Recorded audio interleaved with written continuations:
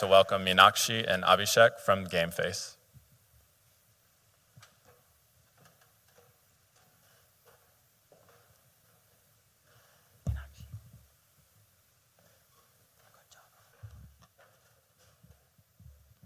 There was a girl who played basketball from the start of her elementary school to all the way up to her college. Her parents would do everything to keep her motivated. Before the start of every game, her mom would say, "Put your game face on, you can do it. Put your game face on." Yes, you heard it right, it's game face. So those encouraging words led to the development of strong determination and willpower inside that little girl. And that little girl is grown up now. She is the founder of GameFace. Her name is Ashanti. Her name is Ashanti Jackson. And as you see here, it says GameFace 413. So now you must be thinking, what's 413 here? So 413 represents the scripture of Philippians, which says that I can do everything through Christ who strengthens me.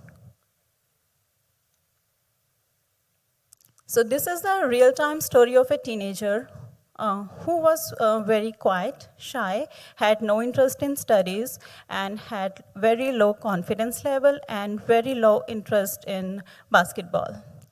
So he joined GameFace, and where GameFace provides mental training, physical training, and spiritual training. So in mental training, they focus on speaking, writing, STEM, and reading.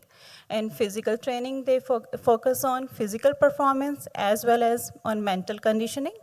And spiritual training is important for developing the positive attitudes among the youth. So this teenager joined this program, and after joining this program, he excelled in all those areas where he was lagging behind, and he created a strong interest and skill level in basketball. So that was the story of one person, one individual, what he achieved after joining GameFace program. Now I will talk about overall results of the GameFace. So the students who join GameFace program are most likely to attend college, get good grades in exams, and develop positive attitudes, stay away from bad influences, and take leadership role.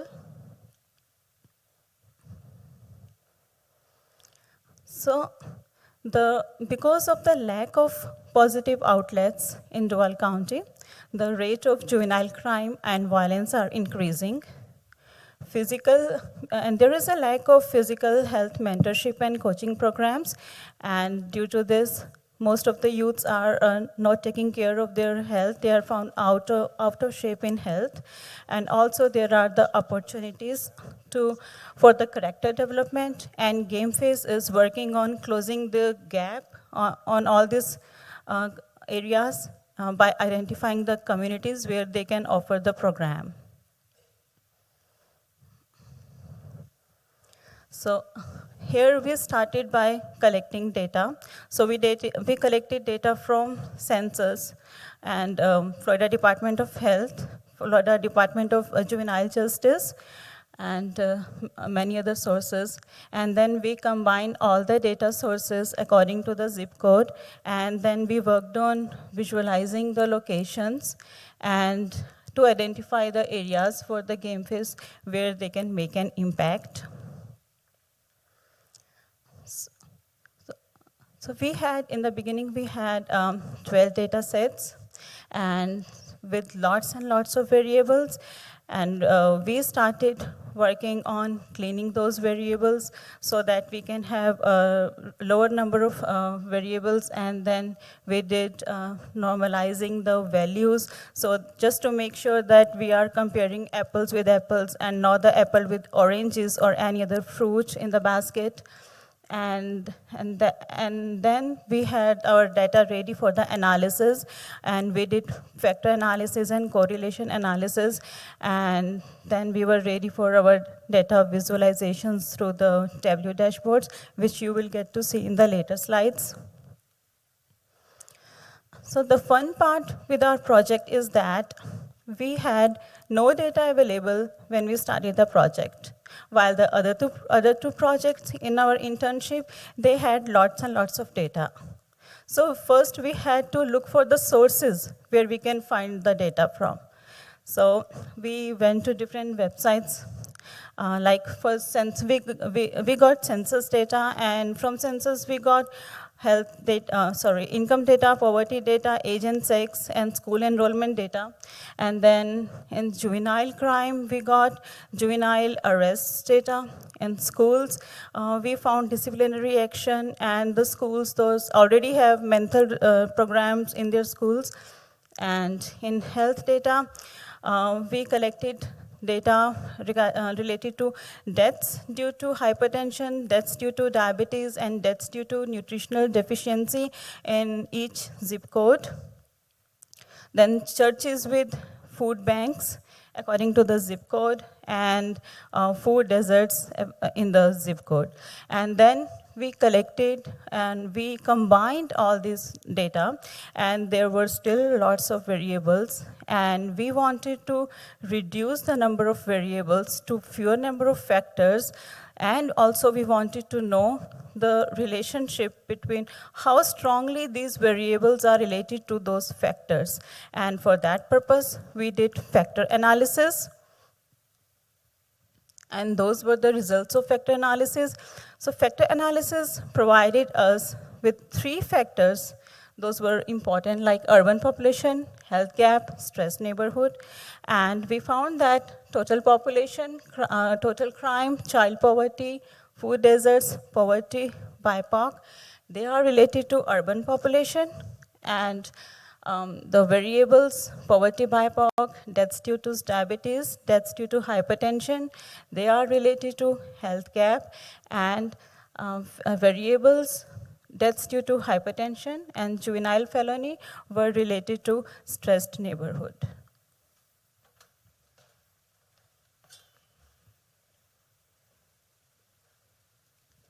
So based on the factor analysis, we came up with 3 variables.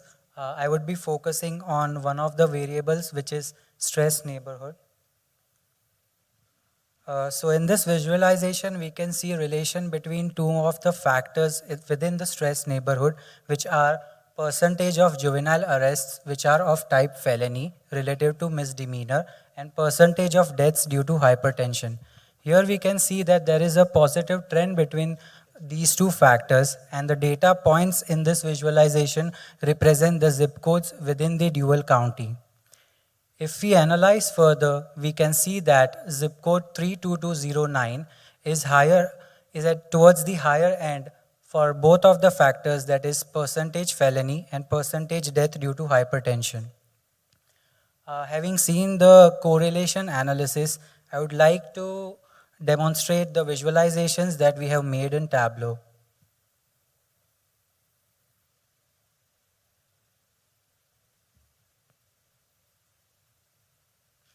So this visualization shows 3 major issues that we are facing in dual county, one of which is juvenile arrests in dual county. The other is disciplinary actions happening within the schools in dual county. And the third one is the health issue related to dual county. So as we are focusing on the factor of stressed neighborhood, if we see for juvenile arrest, we have selected offenses which are of type felony or weapon related, which correlates more with the stressed neighborhood. In case of disciplinary action, we have selected a type of incident being fighting. And in case of health data, if we select deaths due to hypertension, as it relates more to the stressed neighborhood, we can see a shaded map where the darker shades indicate that these issues have high intensity in these areas. In case of juvenile arrests, we can see that the area within the zip code 32210 32209 and 32208. All of these zip codes are popping up in all the three issues that we can see. So if we analyze further for disciplinary actions in the schools within Dual County, there are lots of incidents that are happening within Dual County. But if we particularly see the fighting incidents happening within the schools, we see that the darkest region in the map is the area with zip code 32210.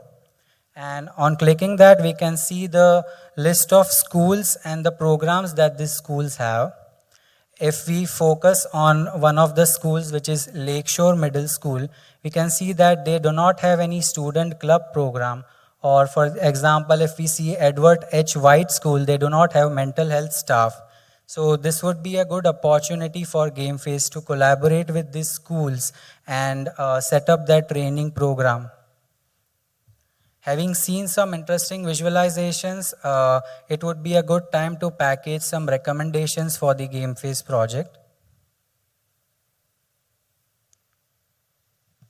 So as we have seen, there were three major issues that we saw within Dual County. As far as juvenile crime is concerned, the areas in zip code 32210 and 32208 are higher.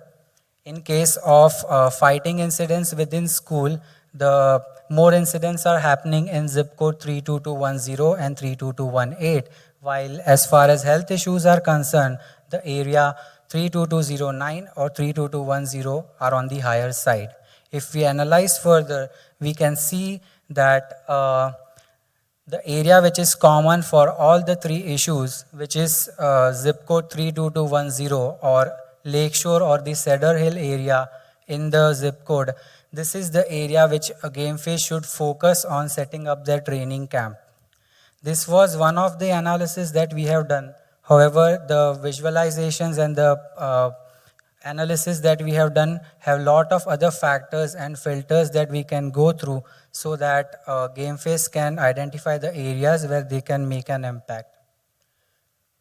Finally, we would like to recommend a plan of action for GameFace. To start with, they can collaborate with schools and churches so that they can implement their training program while collaborating with the schools.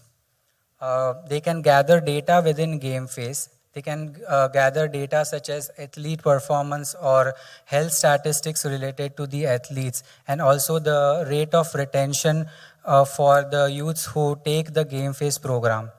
And finally, they can also gather data related to the students who took the GameFace program and did their graduation or received college scholarships on the basis of their athletic performance. So based on the analysis that we have done, we feel that GameFace is on a right track of providing physical, mental, and spiritual training. We believe that the progress of GameFace doesn't stop here, and they should continue gathering more data and focus on the recommended areas that we have suggested so that they can close the gap and address the social issue that we are facing. Thank you.